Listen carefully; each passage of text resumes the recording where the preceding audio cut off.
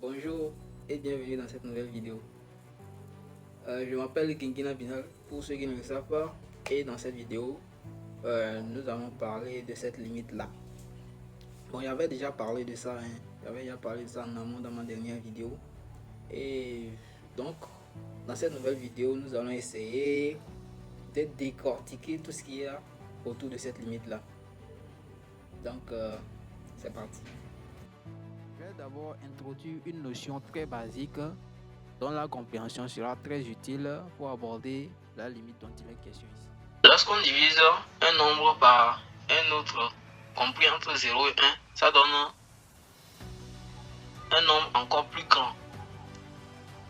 Je donne un exemple. Je fais la division de 1 par 0,01. Ça donne 100. Je divise 1 par 0,00001. Ça donne 100 000.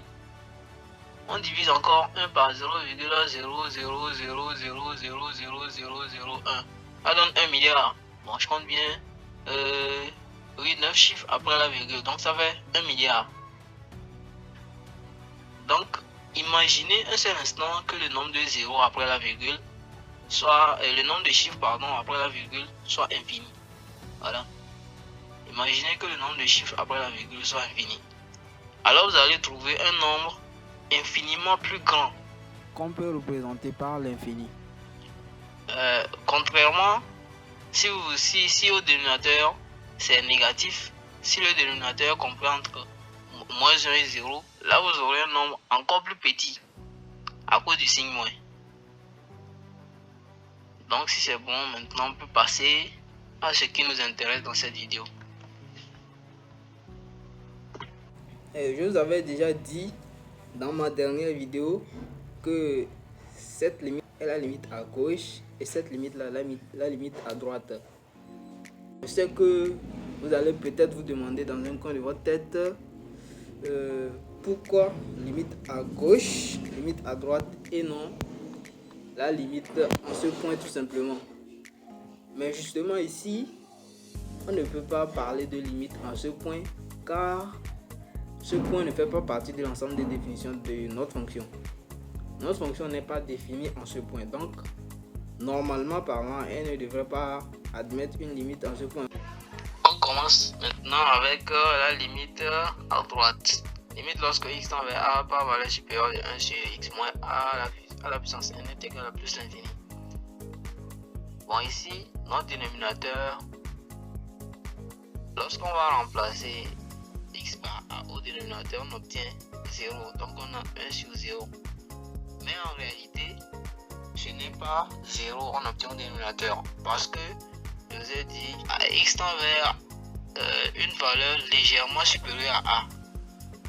Donc si x est légèrement supérieur à a, ça veut dire que x moins a aussi sera légèrement supérieur à 0.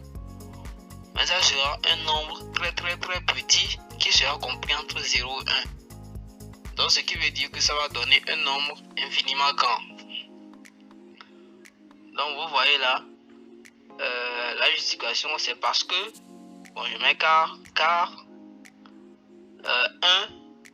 1 il est supérieur à 0. Ensuite notre dénominateur x moins a étend vers 0. Sauf que x moins a, oui, tend vers 0, sauf que x moins a est légèrement supérieur à 0.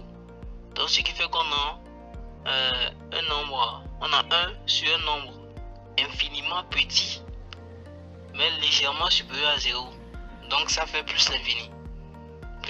Et ceci, que n soit pair ou impair. On passe à la limite à gauche qui est la limite lorsque x tend vers a par valeur inférieure de 1 sur x moins a à la puissance n qui est égal à plus l'infini si n est pair et moins l'infini si n est impair. En effet ici, essayez d'observer, lorsque n est pair, vous avez un dénominateur positif. Parce que n est pair. Si n est pair, alors x moins a à la puissance n est positif. Donc on a un numérateur positif sur un dénominateur aussi positif. C'est pour ça qu'on a plus l'infini. Maintenant, si n est impair. Si n est impair, on a une limite lorsque x tend vers a par valeur inférieure de 1 sur x moins a à la puissance n égale à moins l'infini. car notre numérateur 1 il est positif toujours, notre dénominateur étant vers 0, mais x moins a à la puissance n a le même signe que x moins a. Et comme x est légèrement inférieur à a, alors x moins a aussi est légèrement inférieur à 0. Ce qui veut dire que x moins a à la puissance n est inférieur à 0. Donc on a un numérateur positif 1 sur un dénominateur légèrement inférieur à 0 comprise entre moins 1 et 0.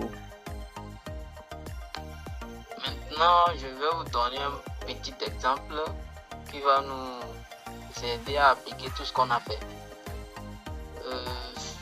Calculer la limite à gauche et à droite en 0 de la fonction 1 sur x au cube.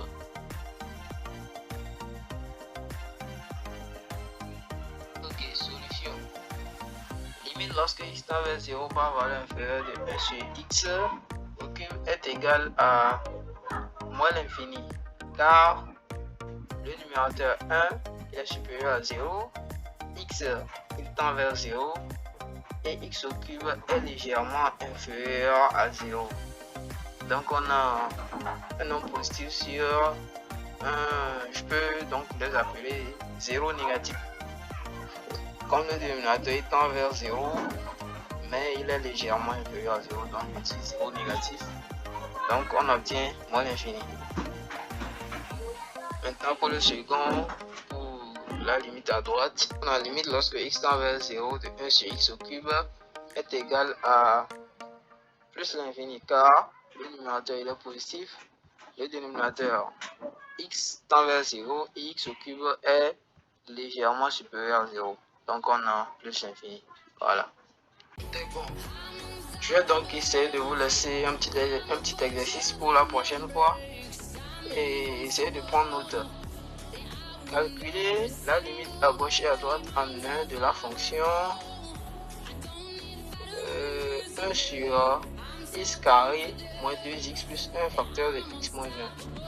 Bon, ici j'ai essayé de mettre ça sous une forme un peu compliquée, mais bon, c'est la même chose, c'est la même méthode. Il suffit d'essayer de réfléchir un peu. Vous trouverez comment faire pour en sortir. Ce n'est pas compliqué quand même. Ce n'est pas compliqué. C'est la fin de cette vidéo. J'espère qu'elle vous aura plu. Et si c'est le cas, n'hésitez pas à liker, à partager, à m'écrire en commentaire et surtout à vous abonner pour ne pas rater les prochaines vidéos. Je vous dis donc à bientôt. Ciao.